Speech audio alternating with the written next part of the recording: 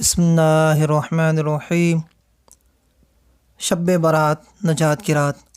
اس رات فرشتوں کو سال بھر کے کام سونپ دیے جاتے ہیں، اور اس پر علماء کا اتفاق ہے کہ شب قدر کے بعد سب سے فضیلت و برکت والی رات شب برات کی رات ہے، اور اس امت کے لیے تو بہت عظمت والی رات ہے، جیسے کہ تفسیر ساوی وغیرہ میں ہے، اور بیان فرمایا کہ حضرت جبرائیل علیہ السلام اسمان کی 13ویں شب کو حاضر ہوئے، اور سرکار صلی اللہ علیہ وسلم نے فرمایا، میری امت کے بارے میں کیا خبر لائے ہو؟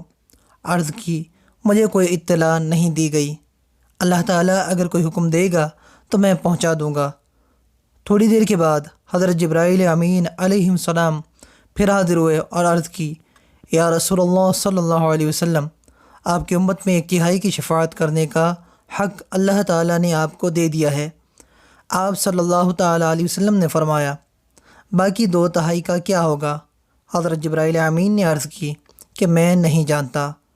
14ویں شب کو پھر یہی ہوا، اور اس میں آپ صلی اللہ تعالیٰ علیہ وسلم کو 2/3 کا حق ملنے کی خبر دی گئی، اور آج کی شب نصف شعبان المعظم کو آپ صلی اللہ تعالیٰ علیہ وسلم کو پوری امت کی شفاعت کا حق عطا فرما دیا گیا، یعنی اس رات ہمارا معاملہ رحمت للعالمین صلی اللہ تعالیٰ علیہ وسلم کے سپرد کر دیا گیا۔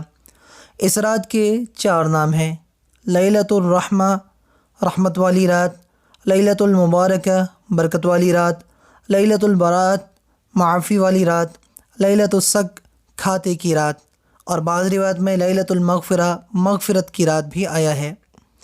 اسی طریقے سے ابن ماجہ، سنن بہیقی وغیرہ میں ہے کہ جب یہ رات آئے تو سرکار صلی اللہ تعالیٰ علیہ وسلم نے ارشاد فرمایا، رات کو عبادت کرو اور دن کو روزہ رکھو، او کما قال صلی اللہ تعالیٰ علیہ وسلم۔ حضرت عائشہ صدیقہ طیبہ طاہرہ رضی اللہ تعالیٰ عنہا ارشاد فرماتی ہیں، اس رات میں اللہ تعالیٰ اپنے بندوں سے نہایت قریب ہو جاتا ہے۔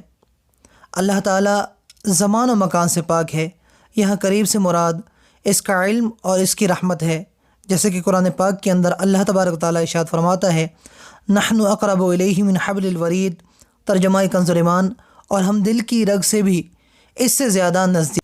اور اللہ تعالیٰ دینے والا خود بندوں کو پکارتا ہے کوئی معافی مانگنے والا، ہے کوئی روزی مانگنے والا، ہے کوئی مصیبت میں مبتلا۔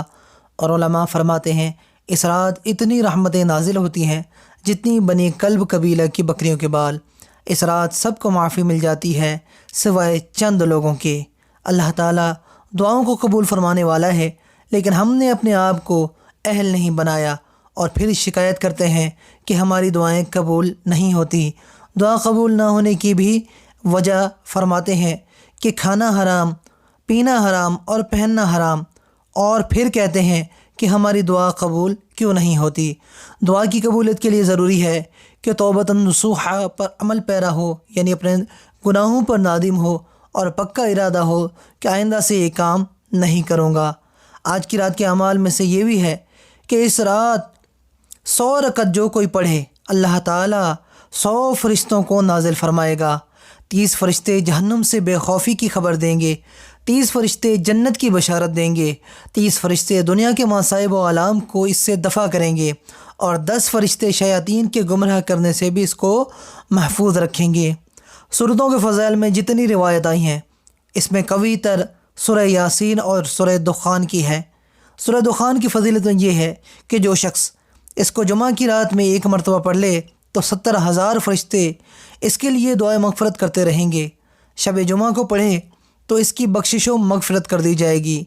بعض مفسرین نے لکھا ہے، جو شب برات کی رات 3 مرتبہ سورہ یاسین پڑھ لے گا تو اس کے دل میں ذوق اطاعت پیدا ہو جائے گا۔ اور ایک روایت 3 طریقوں سے ہے کہ پہلی روایت میں ہے، جو بندہ میرے ذکر میں مشغول رہا اور مجھ سے مانگا ہی نہیں، میں اسے مانگنے والوں سے زیادہ دوں گا۔ دوسری روایت میں ہے، جو بندہ قرآن کی تلاوت میں مشغول رہا اور مجھ سے مانگا ہی نہیں، میں اسے مانگنے والوں سے زیادہ دوں گا۔ اور ایک تیسری روایت کے اندر یہ بھی ہے کہ جو بندہ درود پڑھنے میں لگا رہا اور مجھ سے مانگا ہی نہیں، میں اسے مانگنے والوں سے زیادہ دوں گا۔ اور اگر کچھ بھی نہیں تو کم از کم عشاء و فجر کی نماز باجماعت پڑھ لے، ساری رات کی عبادت کا اجر پائے گا۔ اب اس رات اور دوسری اہم راتوں میں محروم رہنے والوں کے بارے میں سنتے ہیں کہ ان نااہلوں کو چاہیے کہ سچے دل سے توبہ کریں۔ انسان کے جو حقوق اس کے ذمے ہیں ان سب کو سب حدیثوں میں ہے کہ قطع رحمی کرنے والا محروم ہے۔ نمبر 2، والدین کا نافرمان وہ بھی اس رات کو اور اس کی فضیلت کو پانے سے محروم رہتا ہے۔ نمبر 3، دوسرے مسلمان بھائی کی طرف سے اپنے دل میں رنجش رکھنا، یہ شخص بھی اس رات کی رحمتوں اور برکتوں سے محروم رہتا ہے۔ نمبر 4، شراب پینے والا، بعض روایتوں کے اندر یہ بھی ہے کہ زنا کرنے والا بھی فرمایا، اور بعض روایتوں میں جادوگر اور کاہن کے پاس جانے والے کے بارے میں بھی ارشاد فرمایا گیا۔ اللہ تبارک تعالی ہم سب کو اس مبارک رات کے اندر زیادہ سے زیادہ نیک اعمال کرنے کی توفیق عطا فرمائے۔ اللہ تعالی ہم سب کی بگڑی بنا دے۔ السلام علیکم ورحمۃ اللہ وبرکاتہ۔